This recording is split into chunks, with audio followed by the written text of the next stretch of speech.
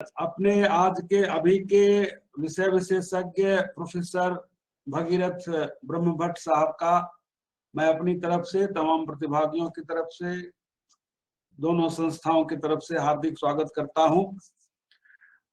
शुरू में sir 2-4 minute में लूंगा, एक औपचारिकता है। आप सब तो परिचय के मोहताज नहीं है, फिर भी एक रस्म है, तो उसको करने के बाद ये पूरा सेशन आपके हवाले होगा। 1 घंटे तक चर्चा होगी, फिर 15 मिनट उस पर कुछ वाद विवाद होगा।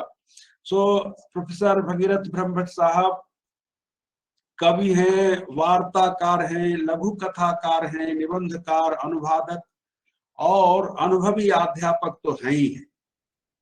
वल्लभ विद्यानगर स्थित सरदार पटेल विश्वविद्यालय के गुजराती विभाग के आचार्य एवं अध्यक्ष पद से सेवानिवृत्त हुए हैं।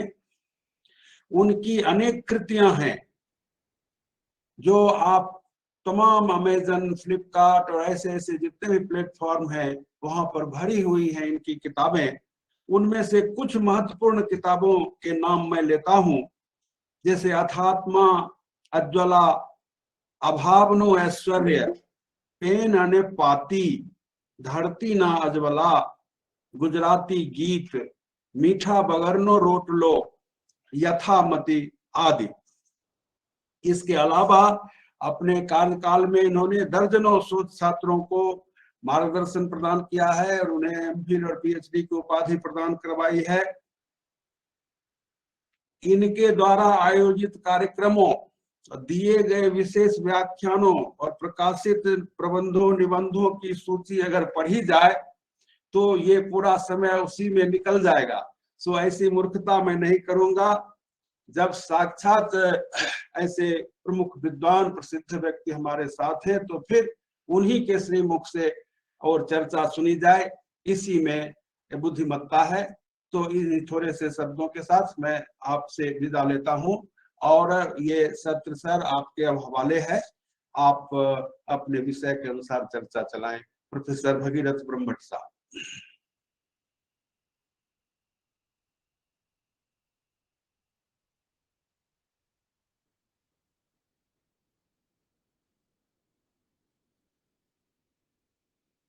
सर माइक को हाँ ठीक। नमस्कार जी। भैया सुनाई देता है? Yes sir, yes sir, yes sir, yes sir. Hello, संभळाय छे? आपको सुनाई देता है? हाँ हाँ हाँ, संभळाय।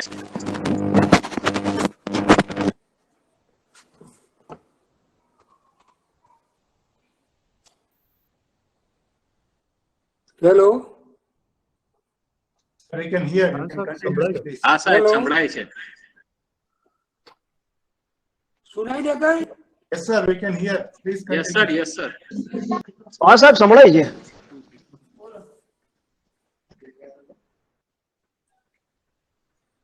हाँ साहब क्लियर संभळाय છે। આજે આપણે ગુજરાતી વાક્ય વિચાર વિશે વાત કરવાની છે।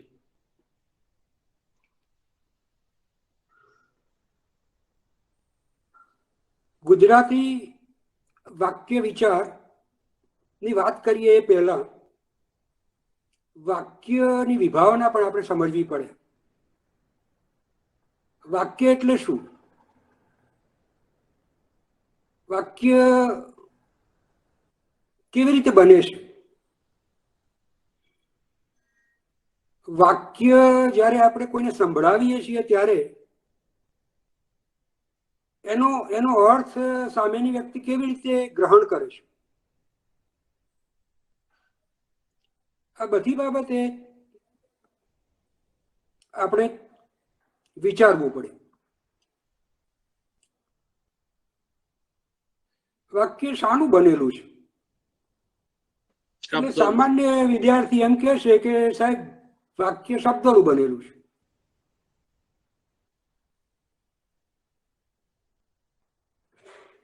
એ શબ્દો ગોઠવી દેવાથી કઈ વાક્ય બનતું નથી।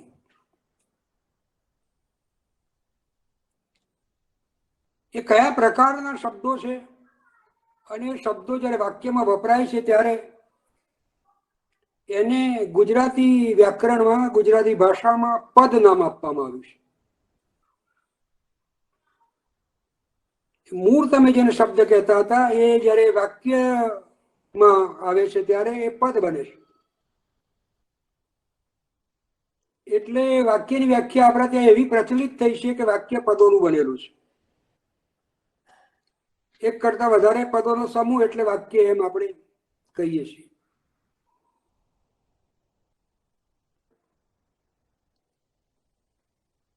પણ હજુ આપણે સ્પષ્ટ કરતા નથી કે આ પદ બધા કયા પ્રકારના છે।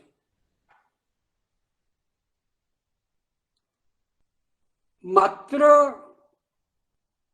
સંજ્ઞાઓ ભેગી કરવાથી કોઈ દર વાક્ય બને ખરું? રમેશ, મહેશ, સુરેશ, રેશમા, વૃક્ષ, નદી, પર્વત, એમ સંજ્ઞાઓ બધી ભેગી કરી દેવાથી, નામ ભેગા કરવાથી વાક્ય બનતું નથી। એકલા વિશેષણો ભેગા કરવાથી પણ બનતું નથી। એકલા સર્વનામનો થોકડો કરવાથી પણ વાક્ય ના બને।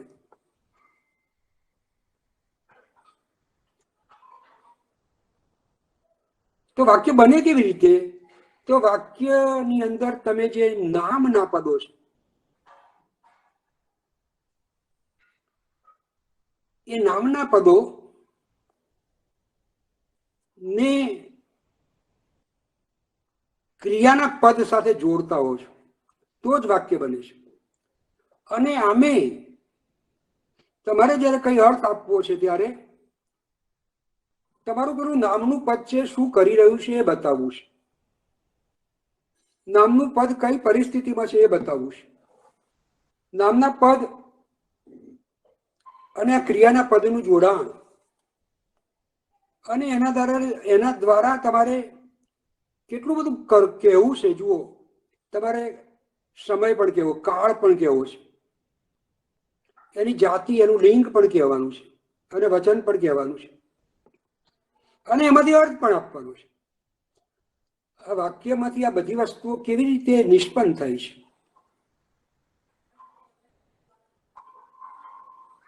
પુસ્તક તમે બોલ્યા એટલે પુસ્તક તો નામ થયું, એનાથી વાક્ય ના થયું।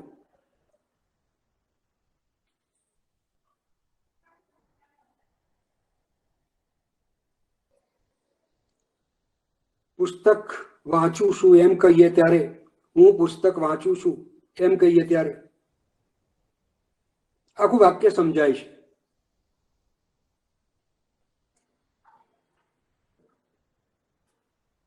તો આ વાંચવાની જે ક્રિયા છે એ પુસ્તક સાથે જોડાઈ તો જ વાક્ય બન્યું। પુસ્તક સાથે નહીં, હું સાથે પણ પુસ્તક જોડાયું।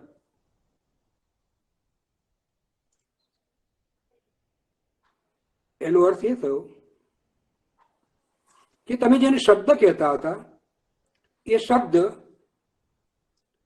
પદ રૂપે વાક્યમાં આવીને નામનું અને ક્રિયાના પદો કોઈક રીતે, કોઈક અનુબંધથી, કોઈક નિયમથી જોડાય છે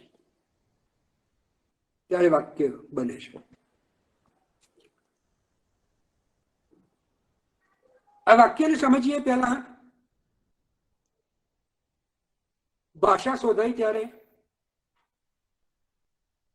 પહેલા અર્થ હશે કે પહેલા શબ્દ હશે?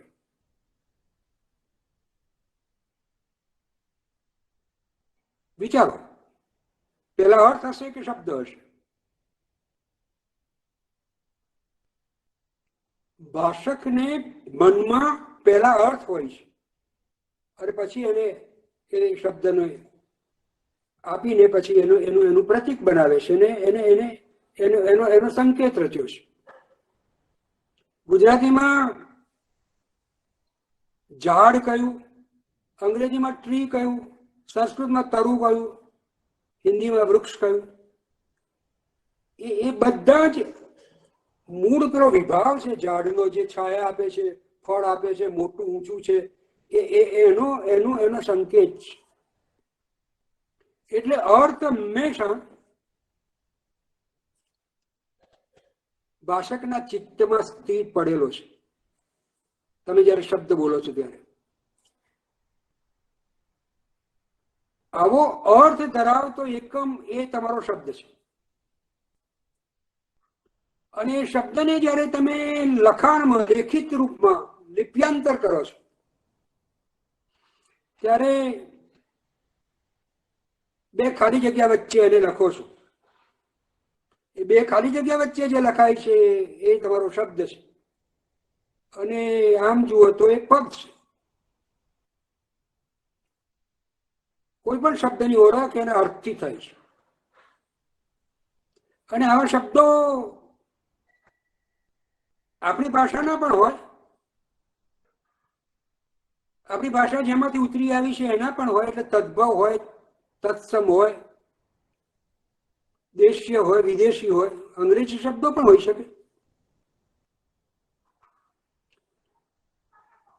એ શબ્દો નું ઘડતર કઈ કઈ રીતે થાય છે એનો આજે કહેવાનો કોઈ મતલબ નથી, પણ એ બધાનું ઘડતર થાય. સમાસથી થાય, પ્રત્યયથી થાય,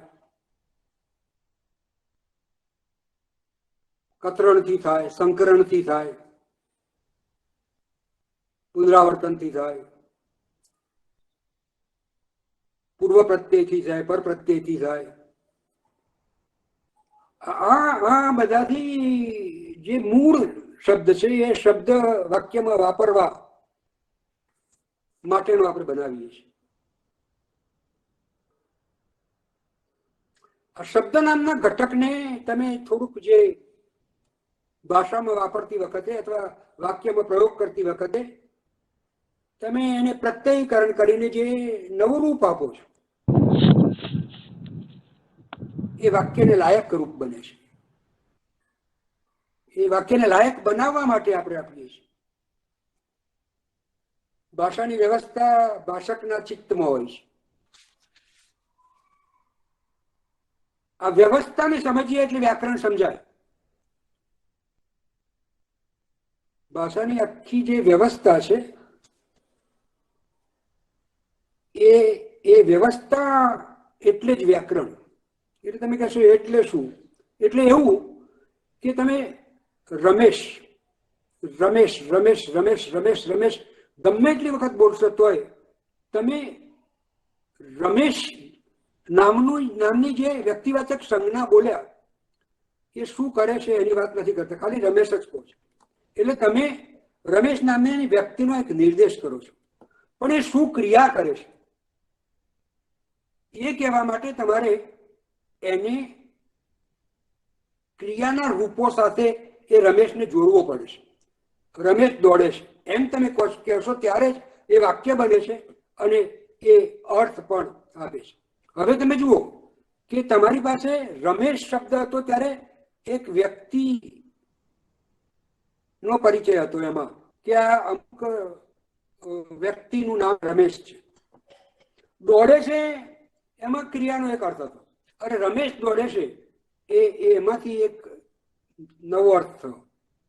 તમે જુઓ પેલા જે અર્થો હતા, પરિચિત અર્થો હતા, એ અર્થો ની મદદથી એક નવો અર્થ તમે કર્યો કે ભાઈ બીજા બધા દોડવાની વાત નથી અને આ રમેશ જ જે પેલો છે એ દોડે છે એ અર્થ એની અંદરથી નીકળ્યો. મારે તમને કહેવું છે કે શબ્દને અર્થ હોય એ જ અર્થ વાક્યને ના પણ હોય. શબ્દનો અર્થ અને વાક્યનો અર્થ થોડોક જુદો હોય. કારણ કે તમે જ્યારે રમેશ કહો છો ત્યારે રમેશ નામની વ્યક્તિનો નિર્દેશ કરો છો, પણ આ રમેશની પેન્સિલ છે તો પેન્સિલ ઉપર તમારું જે વજન ગયું છે એમાં તમારે રમેશનો નિર્દેશ જ કરવાનો હતો. પેન્સિલનો નિર્દેશ છે એમાં કે આ પેન્સિલ એની છે. તો તમે જુઓ કે અર્થનું આમ જે બદલાવ થાય છે એ અર્થનો બદલાવ તમે વાક્યથી પામી શકો છો. અલબત્ત શબ્દને જે અર્થ હોય એની મદદથી પમાય છે. એટલે શબ્દ નામના ઘટકને ભાષક બરાબર ઓળખતો હોવો જોઈએ, અને એને ઓળખે છે એટલે એ પેલી વ્યવસ્થા પણ એના ચિત્તમાં પડેલી છે. એ ચિત્તમાં એ વ્યવસ્થા જે છે એ વ્યવસ્થાને કારણે એ આખો અર્થ એને સમજાય છે. વાક્ય આંતર સ્થળે એ અર્થ લઈને કામ કરે છે, અને બાહ્ય સ્તરે વાક્યને લય હોય છે.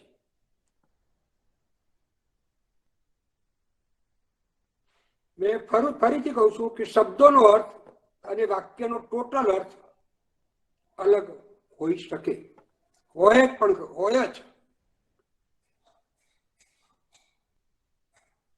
મેં અગાઉ કહ્યું એમ નામપદ અને ક્રિયાપદ આ બંનેનું જોડાણ થાય, ત્યારે વાક્ય બને. એટલે તમે હવે કહેશો કે સાહેબ નામપદ એટલે શું અને ક્રિયાપદ એટલે શું? મેં તમે કહ્યું કે રમેશ દોડે છે, તો રમેશ એ નામપદ છે, દોડે છે ક્રિયાપદ છે. હવે નામપદમાં શું શું આવી શકે?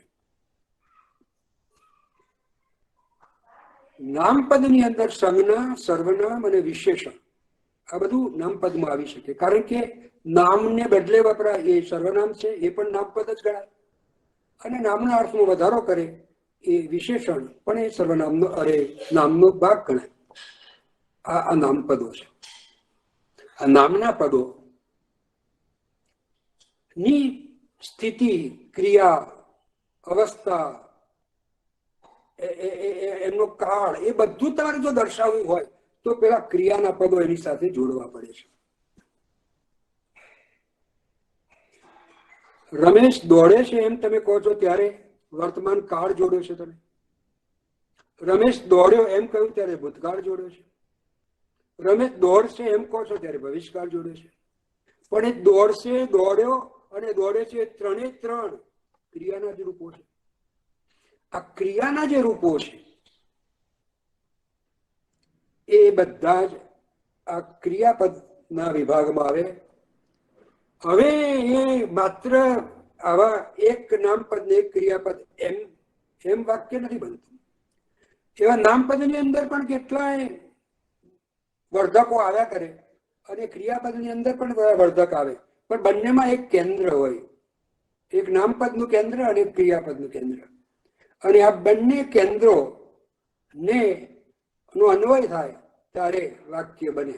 પેલા વર્ધકો ભલે ગમે એટલા હોય, એની આપણે ચિંતા નહીં કરવાની. એ વર્ધકો એમાં અર્થ ઉમેરતા જાય છે. પણ મૂળ પકડવાની આપણે આ નામપદનું કેન્દ્ર અને આ ક્રિયાપદનું કેન્દ્ર. તમે જુઓ કે મેં કહ્યું કે વાક્યનો લય એના બાહ્ય સ્તરને અને આંતર સ્તરે એનો અર્થ પડ્યો છે. એ કેવી રીતે જુઓ? આ એક વાક્ય છે, આ રમેશની પેન્સિલ છે. આનો અર્થ જે થાય, પછી હું એમ કહું આ રમેશની પેન્સિલ છે, જો એના એ જ શબ્દો આ રમેશની પેન્સિલ છે, આ વિધાન બન્યું. આ રમેશની પેન્સિલ છે,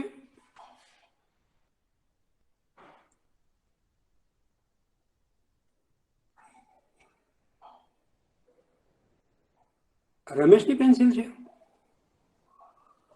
આ ત્રણેય લઈને કારણે એના અર્થ જુદા છે. પહેલામાં વિધાન કર્યું છે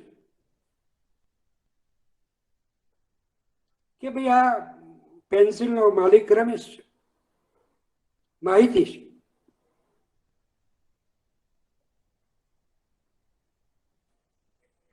બીજામાં પ્રશ્ન છે કે આ કોની છે? રમેશની છે, પૂછે છે. અને ત્રીજામાં નવાઈ છે, આશ્ચર્ય છે, રમેશની પેન્સિલ છે. તો તમે જો ત્રણેય વાક્યોની અંદર તમે જે શબ્દના ઘટક કહો છો અથવા તો જે પદો છે એ એકદમ સરખા છે. અને લય અર્થ બદલે છે. એટલે વાક્યાર્થને સમજવો હોય તો એના લયને પણ સમજવો પડે. આ લય પણ બહુ જ મહત્વનો છે. અને અંદરના સ્તરે જે છે એને આપણે અર્થ ગણીએ છીએ. આમ જે વાક્ય છે એ વાક્યને જરા બરાબર આપણે સમજવું હોય તો આ વાક્ય રચના જે બને છે બાહ્ય સ્તરે અને અંતર સ્તરે, એ બાહ્ય સ્તરે જે છે એ આરોહ અવરોહ, તમે જેને લય કહો છો એ આરોહ અવરોહ, એટલે કે જેને વિશે વાત કરીએ છીએ તે ઉદ્દેશ અને જેની વાત કરીએ છીએ તે વિધેય. રમેશ દોડે છે તો એક ચડતા ક્રમમાં એક ઉતરતા ક્રમમાં. આ રમેશની પેન છે. પછી તમે જો પ્રશ્નાર્થ આવે ત્યારે આ રમેશની પેન છે તે કોની છે એવો અંદર એક પ્રશ્ન છે.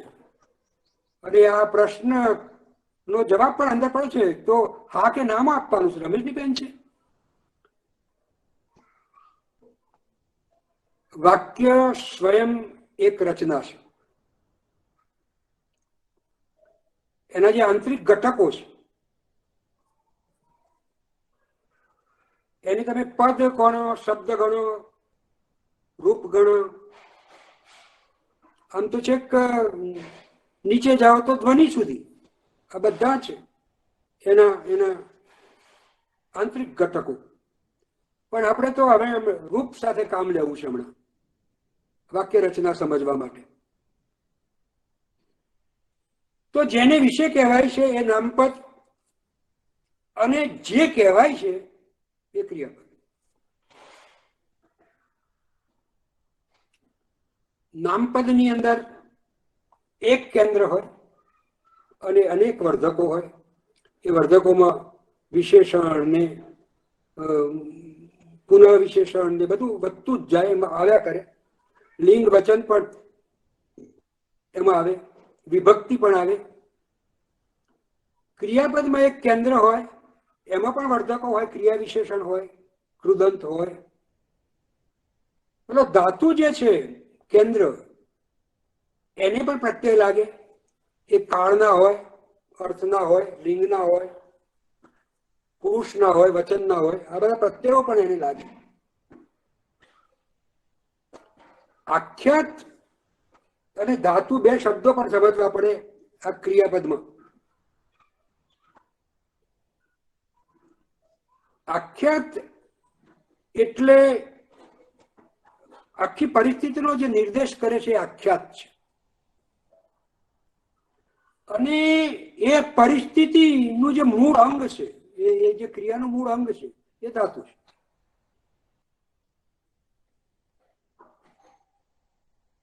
આ વાક્ય વિચાર આખી એક ભાષા વિજ્ઞાનની વિદ્યાશાખા છે. કાલે જ મને લાગે છે તમારા કમલભાઈએ બધી 7 વિદ્યાશાખાઓની વાત કરી હતી. એમાં વાક્ય વિચારની પણ વાત કરી હતી. ગ્રાફેટિક, ફોનેટિક્સ, ફોનોલોજી, મોર્ફોલોજી, સિન્ટેક્સ, સિમેન્ટિક, પેગ્મેટિક. એમાં સિન્ટેક્સ દરેક ભાષામાં આવી સંજ્ઞાઓ એટલે નામપદ અને આવી ક્રિયાના પદો હોય જ. હવે એ નામના પદો અને ક્રિયાના પદો બંનેને જોડવાની જે ટેકનિક છે એ દરેક ભાષાની જુદી જુદી હોય. દરેક ભાષા. ગુજરાતી ભાષક એને અનુભવથી, જેને આપણે પદ સાધક પ્રત્યયો એનાથી જોડવાનું આપણે નક્કી કર્યું છે. પદ સાધક પ્રત્યયો તમે જેને કહો છો એ વિભક્તિના પ્રત્યયો, એનાથી આપણે જોડીએ છીએ. એટલે પેલા પ્રત્યયો પણ એમાં અર્થનું ઉમેરણ કરે છે, પ્રત્યયો અર્થ આપે છે. રમેશે રમીલાને મારી. હવે તમે જુઓ કે રમેશ રમીલા મારી એટલું હોત તો આપણને ખબર ના પડત કે કોને કોને મારી. પણ તમે રમેશને એ અનુગ આપ્યો અને રમીલાને ને અનુગ આપ્યો ત્યારે આખા વાક્યનો અર્થ ખબર પડી ગઈ કે ને છે એ કર્મ છે અને એ છે કર્તા છે. રમેશે રમીલાને મારી. હવે આ જો કર્તા અને કર્મ બતાવતા જે અનુગો છે, જે વિભક્તિના પ્રત્યયો છે, એમનું સ્થાન ફેર કરી નાખો તો આખો અર્થ બદલાઈ જશે. રમીલાએ રમેશને મારી, આખી વાત જ બદલાઈ જશે. જુઓ, એટલે પેલા અનુગ જે છે, વિભક્તિના પ્રત્યયો છે, એની પાસે પણ અર્થ છે.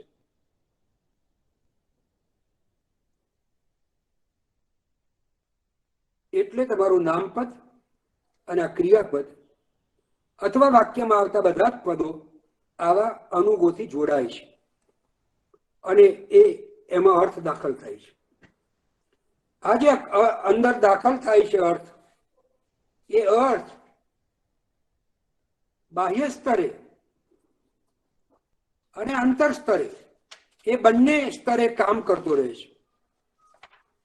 એ આપણે હવે બરાબર સમજીએ શું કરે છે, કેવી રીતે થાય છે. આખી જે વાક્યની રચના છે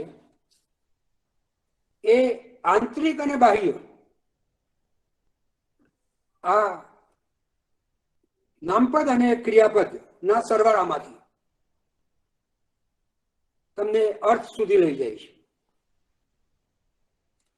તો ક્રિયાપદની અંદર શું આવે?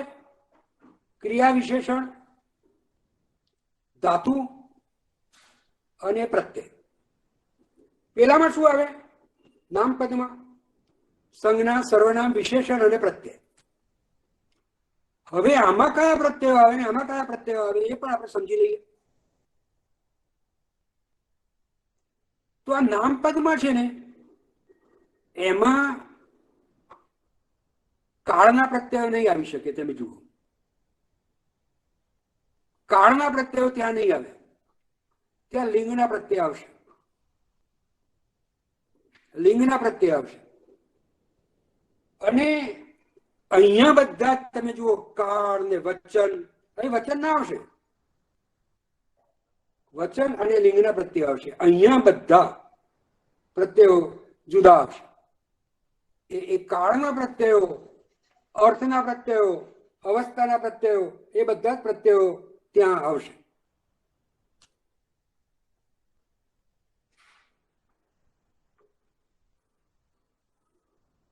તો એક વાત તમારા મનમાં સ્પષ્ટ થઈ જવી જોઈએ કે વાક્ય નામપદ અને ક્રિયાપદના સરવાળામાંથી જ બને.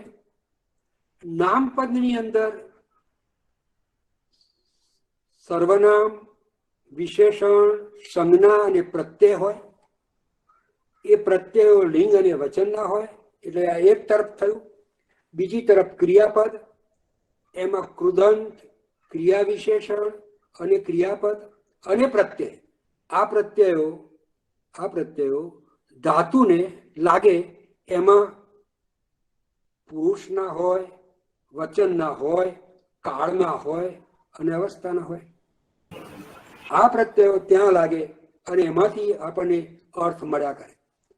તો આટલી વાત બરાબર સ્પષ્ટ થઈ ગઈ હોય તો પછી આ જે વાક્યનું સ્ટ્રક્ચર છે, આ વાક્યનું જે માળખું છે, એ માળખું તમે બરાબર સમજી શકો. તો તારે બરાબર સમજવું પડશે કે વિશેષણ એટલે શું, પહેલા જાણી લઈએ. આપણે માત્ર એમ કહેતા હતા રમેશ દોડે છે, તો રમેશ એ નામ છે, દોડે છે એ ક્રિયા છે. પછી હું એમ કહું કે ડાયો રમેશ ઝડપથી દોડે છે, તો ડાયો એ મેં જે વાપર્યું એ રમેશના અર્થમાં વધારો કરે છે, એટલે એ વિશેષણ છે, એ એનું વર્ધક થયું. અને અહીંયા મેં કહ્યું ઝડપથી દોડે છે, તો દોડવાની જે ક્રિયા છે એનું એ વિશેષણ થયું, એટલે ક્રિયા વિશેષણ છે. તો ક્રિયા વિશેષણ અને વિશેષણની તમને ખબર પડી. હવે રમેશ કોલેજમાંથી આવીને પછી દોડે છે, તો આવીને એ પણ ક્રિયા છે અને દોડે છે એ પણ ક્રિયા છે. પણ દોડે છે એ ક્રિયાપદ છે, આવીને એ ક્રિયાપદ નથી, ક્રિયા છે. તો એ આવવું એ શું છે? એમાં આવવાની વાત છે એ શું છે? તો આવવાની વાત છે એ કૃદંત છે, ક્રિયા કરી. ક્રિયાપદ એને કહેવાય કે જેનાથી આખા વાક્યનો અર્થ સમજાય. તો પેલા દોડે છે થી જ આપણને આખો અર્થ મગજમાં બેસે છે.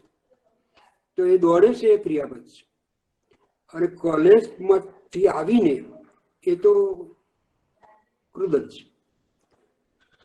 તો આ કૃદંત ક્રિયા વિશેષણ, વિશેષણ, એવી રીતે સર્વનામ એ નામને બદલે જે વપરાય એ સર્વનામ છે. હું પુસ્તક વાંચું છું, તેમાં રામની વાર્તા છે, તો તેમાં મેં વાપર્યું, એ પુસ્તક માટે વાપર્યું. એટલે નામના બદલે જે વપરાય એ સર્વનામ છે. તો આ સર્વનામ, વિશેષણ અને સંજ્ઞા આ ત્રણેય નામપદના ખાનામાં આવી શકે. અને એનાથી તમારો આખું નામપદ તમે બરાબર સમજી શકો. આ નામપદને જે પ્રત્યયો લાગે એ પ્રત્યયો, દાખલા તરીકે પીળું ગુલાબ, તો ગુલાબ કેવું છે એટલે પીળું આવ્યું, પણ પીળી પાંદડી તો જો પીળી આવી, એટલે લિંગ અને વચનના પ્રત્યયો પીળા ગુલાબો તો પીળા થશે. તો વચન અને લિંગના પ્રત્યયો ત્યાં જાય છે, પણ કાળ અને અર્થના પ્રત્યયો અહીં નથી આવતા. શામાં? નામપદમાં. ક્રિયાપદમાં એ બધા પ્રત્યયો આવે છે. હવે આ જે આખી સ્થિતિ છે, એ સ્થિતિ, આખી પરિસ્થિતિ જે છે, એ પરિસ્થિતિ તમારે સમજવી હોય તો એ ક્રિયાપદને સમજવું પડે. એ ક્રિયાપદ દ્વારા તમને આખા કાળનો બોધ થાય છે. અને કાળ બોધ અથવા તો કાળની આખી જે વિભાવના છે એ ક્રિયાપદમાંથી તમારા હાથમાં આવે છે. અને લિંગ વચનની વાત તમે નામપદમાંથી પામી શકો છો. લિંગ વચન ગુજરાતીમાં 3 લિંગ છે અને 2 વચન છે.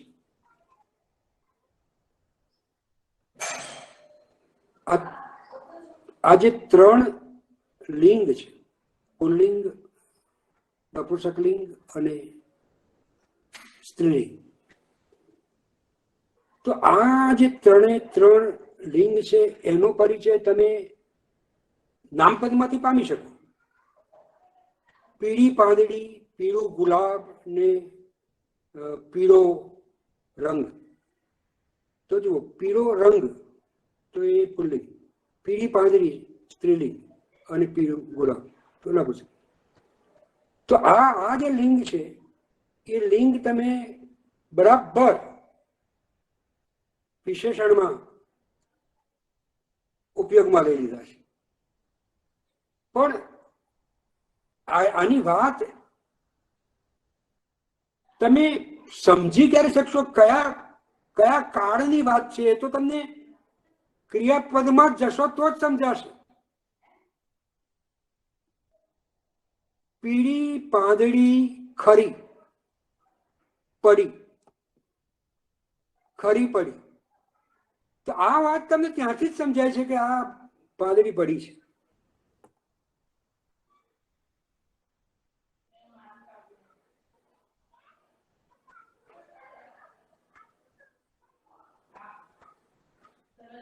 રમેશ દોડે છે, દોડશે, આ 3 વસ્તુની ખબર તો તમને ત્યાંથી જ પડી.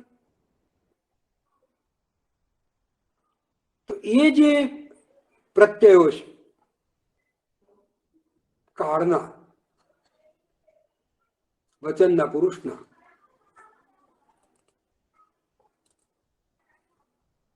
એ બધા પ્રત્યયો ત્યાંથી આપણને પ્રાપ્ત થાય છે અને એ ત્યાંથી આપણે સમજી પણ શકીએ છીએ. કાળ, અર્થ, લિંગ, પુરુષ અને વચન આ બધું જ ક્રિયાપદમાં આવી શકે. એટલે હવે બરાબર તમને સમજ પડી ગઈ કે નામપદ અને ક્રિયાપદ આ બે અનુગથી જોડાય અને બંનેમાં કેન્દ્ર જે છે એને પ્રત્યયો લાગે. પેલામાં પણ કેન્દ્ર જે છે એને પ્રત્યયો લાગે. આમાં કયા પ્રત્યયો લાગે ને આમાં કયા પ્રત્યયો લાગે એ પણ આપણે સમજ્યા. અને આ રીતે વાક્યનું એક સ્વરૂપ આપણી સામે આવે. આ વાક્યનું સ્વરૂપ આમ નાનાથી આપણે સમજીએ. રમેશ દોડે છે તો તમે જુઓ કે આ ક્રિયાપદમાં છે અને નામપદમાં છે. પછી એમાં જ ડાયો રમેશ ઝડપથી દોડે છે. અમદાવાદનો માંથી આવેલો રમેશ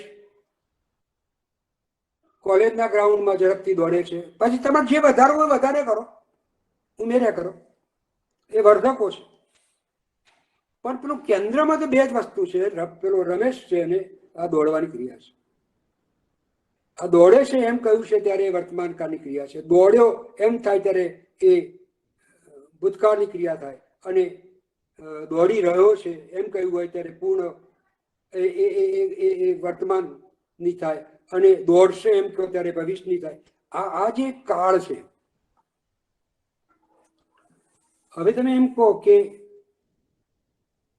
જે સજીવ વસ્તુઓ છે સામાન્ય રીતે જે એને તમે આવી રીતે એ કઈ ક્રિયા કરી રહ્યા છે એની સાથે જોડતા હો છો. પણ જે કેટલીક વખતે આવું સજીવપણું જેનામાં નથી અને આમ પદાર્થની રૂપે નિર્જીવ જેવા લાગે છે, એ કઈ સ્થિતિમાં છે, કઈ અવસ્થામાં છે?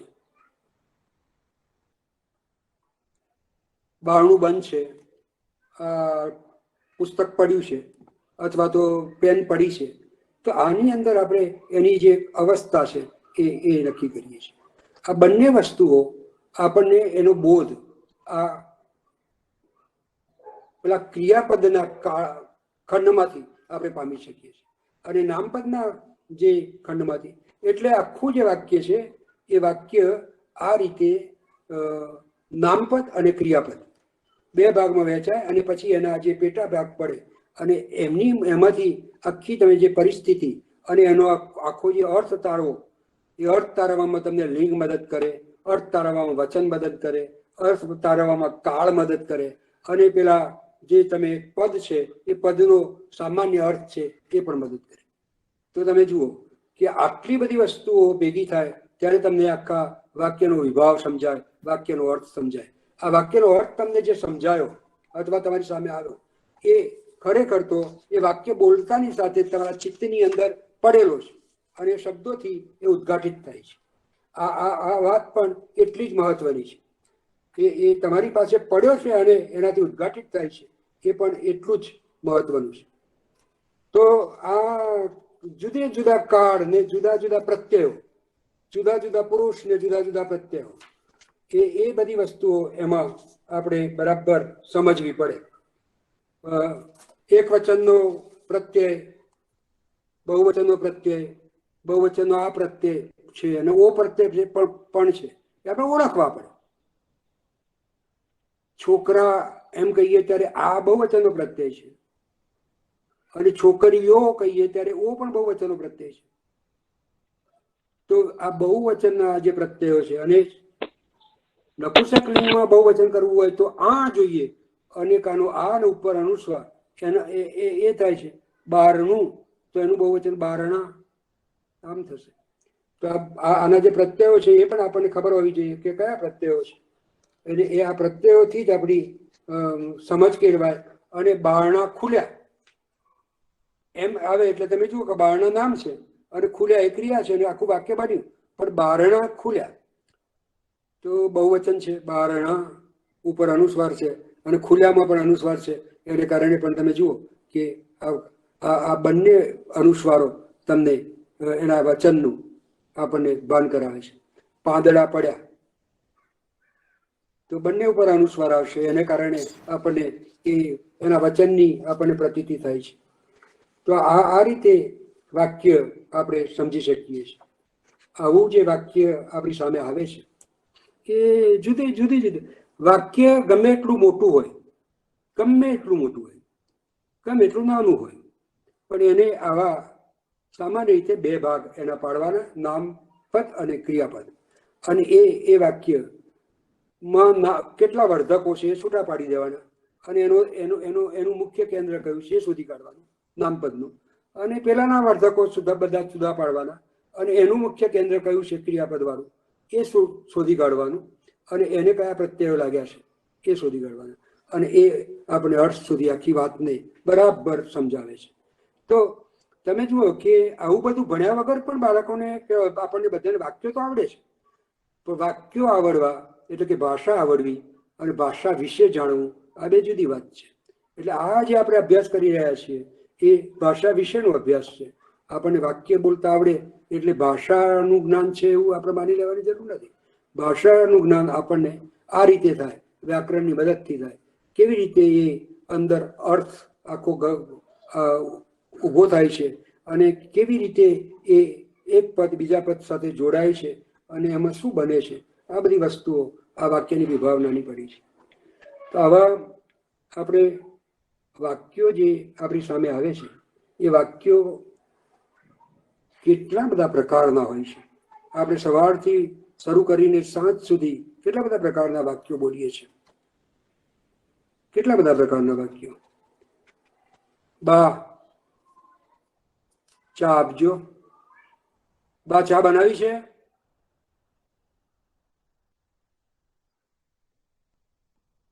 બા શું કરો છો. આ બધા જ વાક્યો જ છે, અને એના પ્રકારો પણ કંઈક જુદા જુદા છે.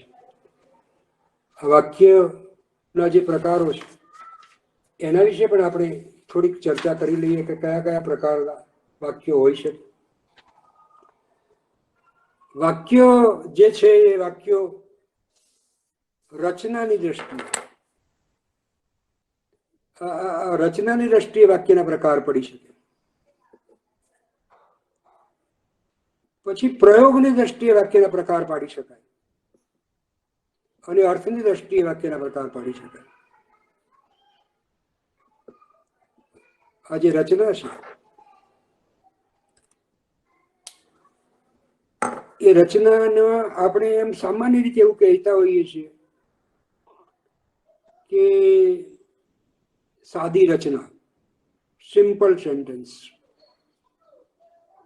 ગાંધીજીના બધા જ લગભગ 70 પ્રયોગોમાં વાક્યો સાદા છે.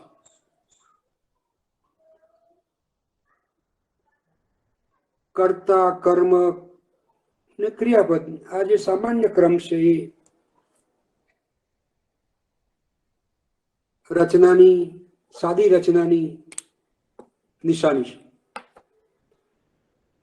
રમેશ કોલેજ જાય છે, આ સાદી રચના છે. આ સાદી જે રચના છે એની અંદર એક ક્રિયા હોય છે, એક જ ક્રિયા, અને એ ક્રિયા સાવ એક કર્મની હોય છે.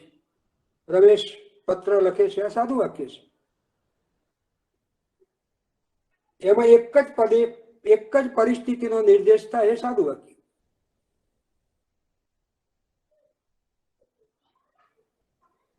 સાહેબ ભણાવે છે, હું સાંભળું છું.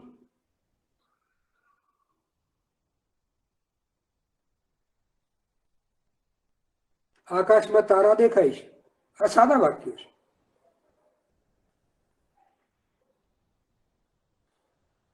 રમેશ કવિતા લખે છે, આ વાક્ય સાદું વાક્ય કહેવાય.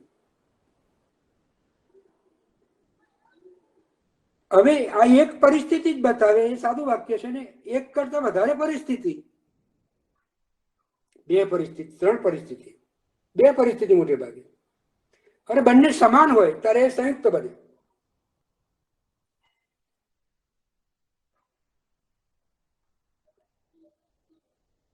એમ પણ કહી શકાય એક જ આખ્યાત દ્વારા બે પરિસ્થિતિ દર્શાવાય.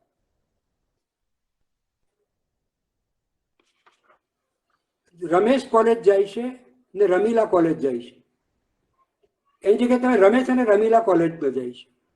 આ જે કહ્યું આ સંયુક્ત કહ્યું. કેમ? કારણ કે કોલેજમાં જવાનું એ આખ્યાત એક જ છે, પેલા બે છે. એટલે વાત એવી છે કે રમેશ પણ કોલેજમાં જાય છે ને રમીલા પણ કોલેજમાં જાય છે. આ બેની વાત એક સરખી હોવાને કારણે આખ્યાત એક, એટલે પેલા બેને તમે ભેગા કર્યા, રમેશ અને રમીલા કોલેજમાં જાય છે. એક આખ્યાત પરિસ્થિતિ બે, એક આખ્યાત થી બે પરિસ્થિતિ જોડાયેલી હોય ત્યારે તમે એ સંયુક્ત વાક્ય કહો છો. અને એક જ પરિસ્થિતિ એક જ વાક્યમાંથી નિર્માણ થતી હોય એ સાદું વાક્ય હોય છે. આ જે સાદું અને સંયુક્તમાં બહુ જ ફરક એ હોય છે, મોટા ભાગ મોટો ફરક. જે આખ્યાત છે એ આખ્યાતમાં બે ની પરિસ્થિતિ છે. પરિસ્થિતિ પેલું આખ્યાત એક છે, રમેશ કોલેજમાં જાય છે, રમીલા કોલેજમાં જાય છે. તેની જગ્યાએ તમે રમેશ અને રમીલા કોલેજમાં જાય છે એટલે પેલું આખ્યાત એક જ રહ્યું અને પેલા બંને તમે ભેગા કરી નાખ્યા, ત્યાં સંયુક્ત બને છે. રામ અને સીતા વનમાં ગયા તો રામે વનમાં ગયા છે, સીતાએ વનમાં ગઈ છે. તો આ વનમાં જવાની જે આખ્યાત છે એ એક જ છે એટલે પેલા બંને તમે ભેગા કર્યા ત્યારે સંયુક્ત બને છે. આ જે સંયુક્ત અનેથી બને, પરંતુથી બને, પણથી બને, લીધેથી બને, ગમે તેથી બને. એવી જ રીતે સંકુલ વાક્ય. સંકુલ વાક્યમાં એવું હોય કે જો તમે મારે ત્યાં આવશો તો હું તમારી સાથે આવીશ.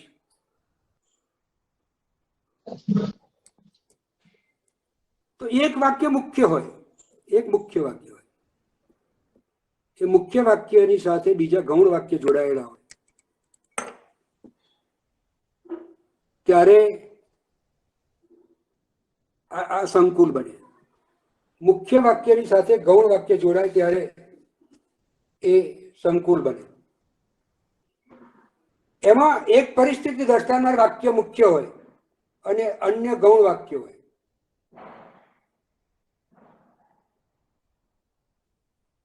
એને પ્રશ્ન પૂછવાથી પછી મને એનો જવાબ મળ્યો તો આ સંકુલ વાક્ય છે. જવાબ મળ્યો એ મુખ્ય છે અને પેલું એને પ્રશ્ન પૂછવાથી એની સાથે જોડાયેલું છે.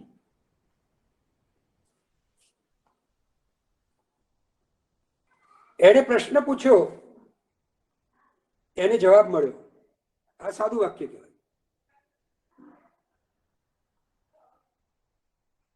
અને એને પ્રશ્ન પૂછ્યો એટલે મને જવાબ મળ્યો, આ સંયુક્ત છે. તો આ રચનાની દ્રષ્ટિએ સાદું, સંયુક્ત અને સંકુલ એવા ત્રણ પ્રયોગ આપણે કરતા હોઈએ છીએ. એવી જ રીતે પ્રયોગની દ્રષ્ટિએ વાક્યના પ્રકારો કર્તરી, કર્મણી અને ભાવે એવા ત્રણ પ્રકારો આપણી પાસે છે. આ કર્તરી પ્રયોગ તમે અંગ્રેજીમાં એક્ટિવ પેસિવ એવું કશું છે. જેના ક્રિયાના કેન્દ્રમાં કરતા હોય એવા પ્રયોગો બધા જ કર્તરી હોય. અને મોટે ભાગે ગુજરાતીમાં કર્તરી પ્રયોગ એ અનુગ લે છે, એ વિભક્તિનો પ્રત્યય એ લેતા હોય છે. કોઈક વખત શૂન્ય પ્રત્યય લે છે પણ મોટે ભાગે એ પ્રત્યય લે છે. ઈશ્વરે દુનિયા બનાવી તો આખી દુનિયા કોને બનાવી? ઈશ્વર. તો એને એ અનુગ આપવો પડે. જુઓ, રેશમાએ પૂરણપોળી બનાવી તો પૂરણપોળી બનાવવાનો જસ કોનો? રેશમા. તો એને એ અનુગ આપ્યો. સાહેબ ભણાવે છે તો સાહેબ ભણાવે છે તો સાહેબ ને આપણે કોઈ અનુગ આપ્યો નથી, શૂન્ય પ્રત્યય છે. તો શૂન્ય પ્રત્યય પણ એ અનુગનું કામ કરે છે, એટલે કે કર્તાનું કામ કરે છે. અને એ અનુગ પણ કર્તાનું કામ કરે છે. આ બે પણ કર્તાના કામો કરે છે. તમે જુઓ, રાજાએ રાણીને કાઢી મૂકી, તો રાજા કાઢી મૂકનાર કોણ છે? તો રાજા છે, તો એને એ અનુગ આપ્યો.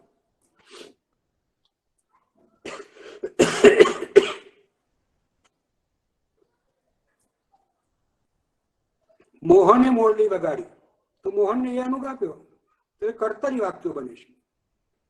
આમાં આખી ક્રિયાની જવાબદારી જે કર્તાની ઉપર આવી જતી હોય અને એ સ્વીકારતો હોય એ બધા કર્તરી વાક્યો ગણાય.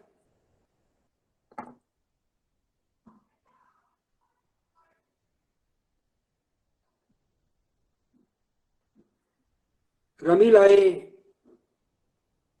રોટલી બનાવી, તો આ એ અનુક છે, આ રોટલી બનાવવાનો જસ્ટ લઈ જાય છે રમીલા. સાહેબે વ્યાકરણ ભણાવ્યું, તો આ વ્યાકરણ ભણાવવાનું કામ સાહેબે કર્યું છે, તો આપણે એમને અનુગ આપ્યો. હાથીએ ઝાડ પાડી નાખ્યું, તો ઝાડ પાડી નાખવાની કામ ક્રિયા કોને કરી? હાથીએ, તો હાથીને એ અનુગ આપ્યો. લો કેતનભાઈ, આ એ અનુગ મોટે ભાગે કર્તાનો હોય છે, એટલે કર્તરી વાક્ય હોય છે બધા જ એ અનુગ વાળા.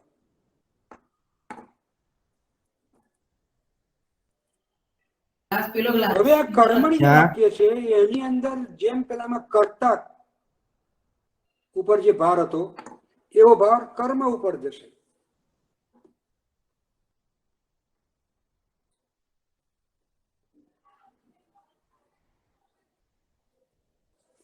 રમેશે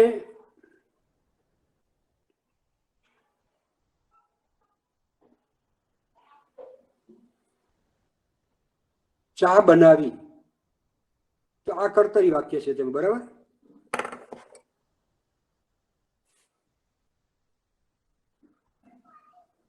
હવે આ કર્મણી વાક્ય બનાવી આપણે કરવું છે, તો કર્મણી વાક્યમાં રમેશે ચા બનાવીમાં કર્મ કયું છે? તો ચા છે.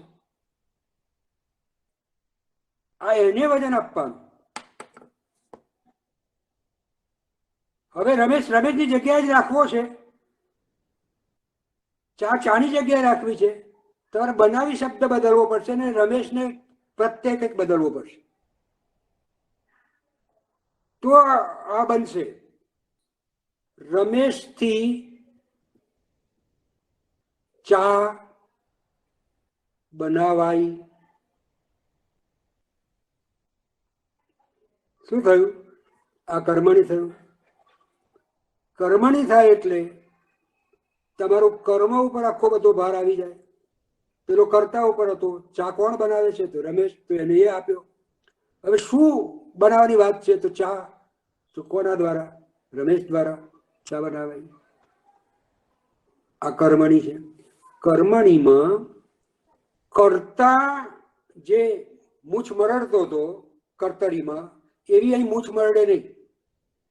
મહત્વ પેલા કર્મનું હોવાને કારણે એ કર્તાના દ્વારા આ વસ્તુ બની છે, એ વસ્તુ જે બની છે એનું મહત્વ છે, એ વસ્તુનું મહત્વ છે, એ કર્મનું મહત્વ છે.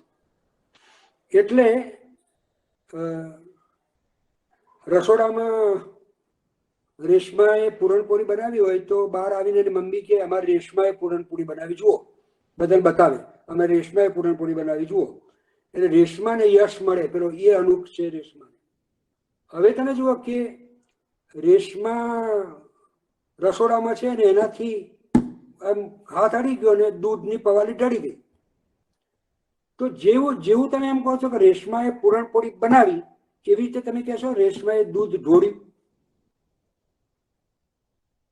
ક્રિયા તો એ રેશમાએ કરી ને એ રેશમાએ કરી, પણ નથી, કારણ કે પેલી દૂધ ઢોળવાની જે ક્રિયા છે ને એની જવાબદારી રેશમાને નથી લેવી. રેશમાથી દૂધ ઢોળાયું એવું કહી શકાય છે, નથી લેવી. એટલે આપણે એમ કે રેશમાથી દૂધ ઢોળાઈ ગયું. રેશમાથી હા હા sir yes, yes. Excuse me sir હા, એક્સક્યુઝ મી એકની સર એક ક્રિયા છે હા, અને ત્યાં સાચી વાત છતાં છે. રેશમાએ જવાબદાર લે હા ગણપતનું શું પૂરણપોળી કહ્યું? બનાવી તો કે રેશમાએ સર પૂરણપોળી આપણે બનાવી. સર એક મિનિટ આપણે રેશમા દ્વારા દૂધ રેશમાને તમે ઢોળાયું શાબાશી એમ આપો. કહીએ તો ચાલે? હેલો સર અને એક્સક્યુઝ દૂધ મી ઢોળવાની ક્રિયા થઈ એનો જ હાથ અડી ગયો છે. તો આપણે એમ કહીએ હેલો છીએ રેશમાથી દૂધ ઢોળાયું. સર દ્વારા લગાવી આ જે શકાય? થી અનુક જે છે થી પ્રત્યય જે છે સાહેબ થી એ દ્વારા એની બંનેમાં જગ્યાએ આવશે જ્યારે ફરક આવી પડે. જાય સર થી દ્વારા બંનેમાં આવશે ને? અને જ્યારે પેલો અરે નથી તમારો જે સંભળાતું ધાતુ સર છે ને મૂળ અવાજ નથી પહોંચી બંધ લગભગ સાહેબને એ જતો લાગતો આ નહીં. પ્રત્યય લાગે રાજેન્દ્રભાઈ હા ત્યારે કર્મની રચનાઓ જ બની કેમેરો ચાલુ છે તમારો. જાય. કર્મની પંડ્યા રચનામાં સાહેબ તો કસરત કરે છે. કર્તરી ના જેટલી જવાબદારી કર્તા લે છે અથવા ક્રિયા કરવાની જવાબદારી જેટલી કર્તાને માથે આવે છે અથવા એ સ્વીકારે છે એટલી કર્મણીમાં સ્વીકારતો નથી. કારણ કે કર્તાને મહત્વ જ નથી, મહત્વ જ કર્મને છે. એ કર્મની રચનાઓ છે. આ કર્મની રચનાઓ આપણને કેટલીક વખત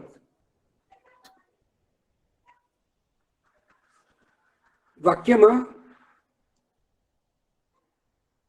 એની મેળે કશું બની ગયું હોય, એમાં કોઈ જવાબદાર ના હોય,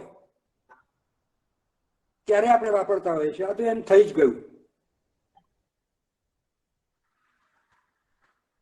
આ જ્યારે પ્રક્રિયાનો આખો ભાગ બને ત્યારે પણ કર્મની રચનાઓ વપરાતી છે. એમાં પણ જવાબદારી કોઈની હોતી નથી.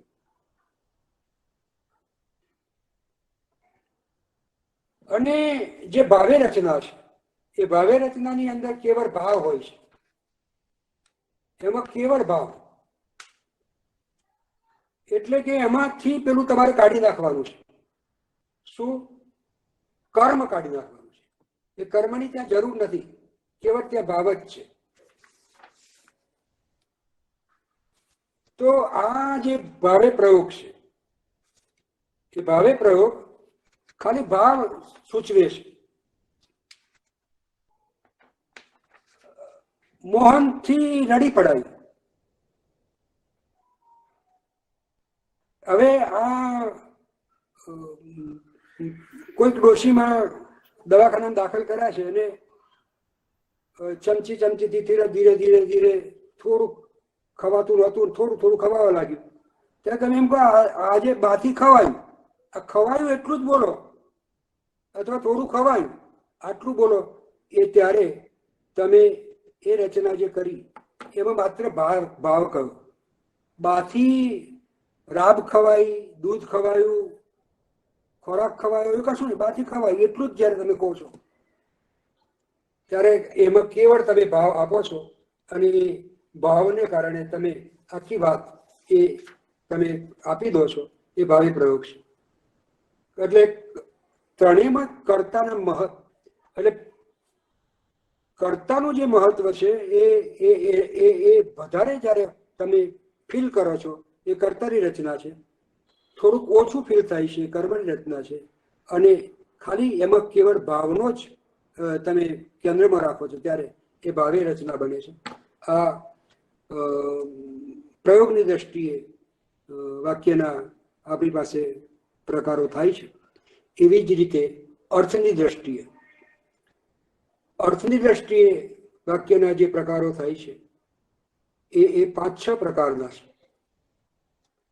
એક તો તમે સાદું વિધાન કરો, સાદી માહિતી આપો ત્યારે એ વિધાન વાક્ય હોય છે. હું લખું છું, હું બોલું છું, તમે આવો છો, આ બધા સાદા તમે જે વિધાન કરો છો એ બધા જ વિધાનો એ વિધાન વાક્યો છે. હવે આ વિધાનો તમે જ્યારે નકારાત્મક કરો છો ત્યારે નિષેધનો અર્થ આપે છે. હું લખતો નથી, હું આવતો નથી, હું કહેતો નથી. આ નિષેધાત્મક વાક્ય છે. નિષેધનો અર્થ આપે છે, નકારનો અર્થ આપે છે. તમે ક્યારે આવો છો, તમે શું કરો છો, આ બધું જ્યારે આપણે કહીએ છીએ ત્યારે એમાંથી પ્રશ્નનો અર્થ છે.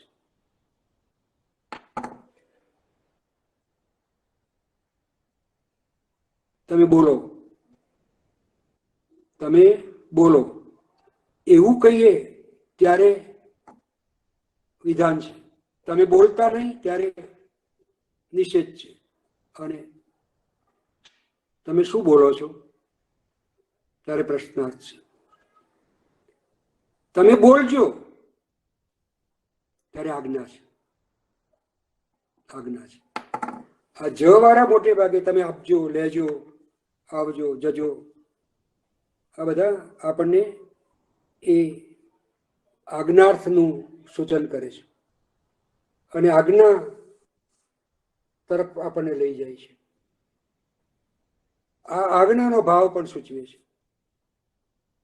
એવી રીતે આપણને આશ્ચર્યનો ભાવ પણ આપણને મળતો હોય છે, નવાઈનો ભાવ. અરે, અહો, એ બધાના નિર્દેશથી આપણે એ ભાવને પણ પકડીએ છીએ, એ અર્થને પકડીએ છીએ. તો આ રીતે રચનાની દ્રષ્ટિએ, પ્રયોગની દ્રષ્ટિએ અને અર્થની દ્રષ્ટિએ વાક્યના જુદા જુદા વિભાગો છે. ગુજરાતીમાં એવી એક રચના પ્રેરક રચના પણ હોય છે. પ્રેરક રચના, પ્રેરક વાક્ય એ કેવી રીતે બને? એટલે કે બાળક રમે છે તો આ કર્તરી વાક્ય છે, પણ માતા બાળકને રમાડે છે, આ પ્રેરક રચના છે. આ પ્રેરક રચના છે. એમાં તમે પ્રેરણા આપનાર પાત્રને ઉમેરો છો ત્યારે એ પ્રેરક રચના બને છે. આવી રીતે ગુજરાતી જે વાક્ય રચનાઓ છે એ વાક્ય રચનાઓને તમે બરાબર તપાસો તો વાક્ય રચનાના ઉચ્ચારણ નો જે બાહ્ય લય અને આંતર જે અર્થ પડ્યો છે એ બંનેના સરવાળામાંથી તમે અર્થ પામો છો. આ જે અર્થ પામવાની જે ક્ષમતા છે એ ભાષકના ચિત્તમાં પડેલી જ છે. ભાષકને ખબર છે એટલે આ બધું જ એના મનમાં ગોઠવાય છે અને એનો અર્થ કરી લેતો હોય છે. એટલે આવી રીતે ગુજરાતી જે વાક્ય રચનાઓ છે એ ગુજરાતી વાક્ય રચનાઓ આપણને જુદી જુદી રીતે આપણને મદદરૂપ થતી હોય છે. માણસને, પરિસ્થિતિને, વ્યક્તિને, પદાર્થની આખી વિશિષ્ટ વાતને સમજવા માટે આ બધા ઉપયોગમાં આખી રચનાઓ આવતી